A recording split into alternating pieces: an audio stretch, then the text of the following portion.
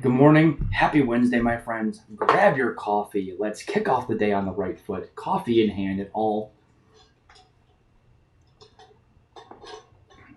I don't know about you, but sometimes Wednesdays are always the hardest days for me to get going. Always the middle of the week, and you lose some steam, but we got to get going and we got to keep moving our progress, right? So today we're going to cover a topic about really, you can't do everything and you have to be okay with that. And one of my good friends, Ethan Banks, recently just wrote a blog post in September, the end of September, on this topic, on our topic today. I created an easy link on the site, on our website, to get his blog post at zigbits.tech/you can't do everything. All one word. And go ahead and read it if you haven't read it. Go ahead and follow Ethan as well. He is one of the co-owners of Packet Pushers. So if you're familiar with podcasting and whatnot, he is one of the co-owners of Packet Pushers. They do a ton of content out there for all of us to consume.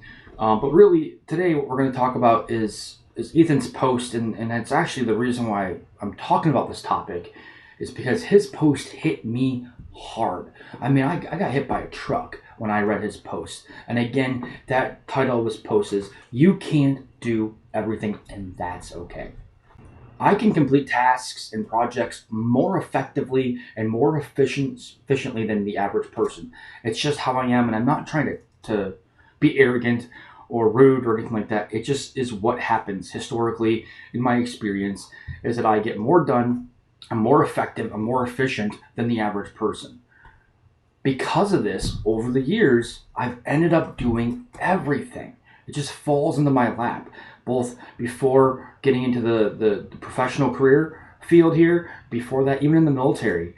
People realized I was getting things done, and I just got dumped on with more projects, more tasks, and I would have to get those things done, and I'd find a way to get it done at any cost. And I still do this today. I still find a way to get these things done, even 20 years later, at any cost. Every project, every task. It has taken me so long to really, it's just so much time, to really understand this problem, and honestly, to allow myself to embrace it, to allow myself to change from it. So when I have taken everything on like this, right, I end up working 80 hours a week, 100 hours a week, 120 hours a week. This is not healthy for anyone at all. This is not a healthy situation to be in. So just like what Ethan says in his blog post, we have to be okay with not doing everything. Now that's a mental, mindset shift for a lot of us. We have to be okay with not doing everything. So how do we do this, right? Because this is easy to say, as always, but how do we actually do this? And personally, I know how I am. I have learned about myself over the years, and one thing for sure, if I'm on a meeting or if I'm on a project with other engineers and architects, I will attempt to take over the engagement. I will attempt to take over that meeting, that call. And I honestly don't mean to do this. It is just what has happened over the years. So to allow other engineers and architects a chance to lead, a chance to grow, and to be effective, I have learned not to actually be on these meetings. I have learned to not be a part of these projects. And what does that truly mean, right? That really means just removing myself from these situations where I potentially will take over, where I potentially will get more tasks and everything dumped on me. I want to be clear, this does not mean I'm leaving these other professionals, these other engineers, these other architects stranded and without help. Normally, how I have this set up is I'll do a pre-meeting before the real meeting, and I'll have a conversation one-on-one or one-on-two with these architects and engineers and say, okay, what do you need from me? Right? How can I help you lead this call, lead this engagement, lead this project? So I have this meeting before, and I usually have a sync-up meeting after the group meeting to see if they need anything from me. And I do this regularly. So doing it this way, this helps in a multitude of ways.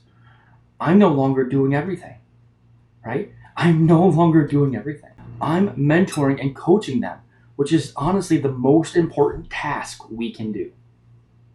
This also allows me to prioritize myself, right? And not everyone else. Ethan has this line in his blog post about Stop prioritizing everyone but yourself. And this allows me to prioritize myself. Let these other professionals lead and grow and be there as that coach, as that mentor, as that leader to guide them. All right, today's action. Think about what you do on a day to day basis. As always, are you taking over everything? Are you working 80 plus hours a week?